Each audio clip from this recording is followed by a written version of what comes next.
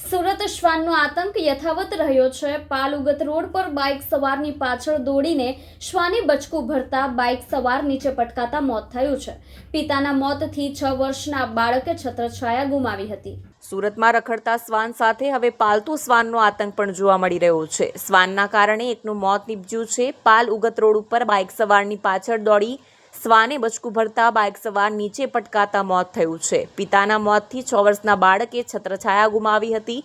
એક તરફ પાલિકા તંત્ર દ્વારા શ્વાનના ખાસગીકરણ પાછળ લાખો રૂપિયા ખર્ચ કરવામાં આવે છે, ત્યાં શ્વાનનો આતંક યથાવત રહ્યો છે। પાલ ઉગત રોડ ઉપર જઈ રહેલા બાઇક ચાલક પાછળ શ્વાને દોડીને બચકું ભરી લેતા બાઇક ચાલકે સંતુલન ગુમાવતા નીચે પટકાતા મોત થયું હતું। નમસ્તે, મારું નામ તુષાર પરમાર ગોવિંદભાઈ, જે મારો ભાઈ એક્સપાયર થઈ ગયો છે આજે, જે ઘનશ્યામ શામજી પરમાર।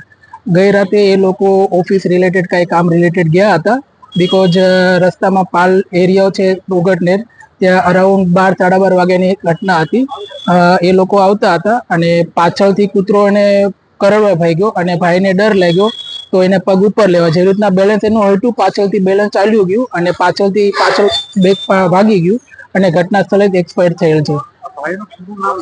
ભાઈનું નામ ઘનશ્યામભાઈ શામજીભાઈ પરમાર, ઉંમર 31 વર્ષ છે અને હાલમાં એને 6 વર્ષની છોકરી છે અને હાલમાં એને અત્યારે એના વાઇફ છે, પ્રેગ્નન્ટ છે, 6 મંથ અત્યારે એમનું ચાલે છે।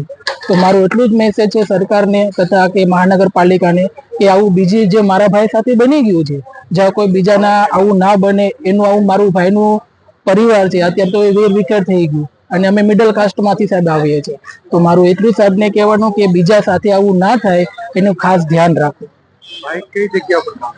ભાઈ પ્રાઇવેટ કંપનીમાં કામ કરતા હતા, જે આપણે સ્પાઇન લેબ કરીને આવે છે, જે સ્વાઇપ મશીન આવે ને એમાં કામ કરતા હતા। એસએમસી ને તો એ જ મેસેજ કે સાહેબ બીજી વખત આ થઈ ગયું છે, બીજા કોઈની સાથે ના થાય એ વધારે બેસ્ટ।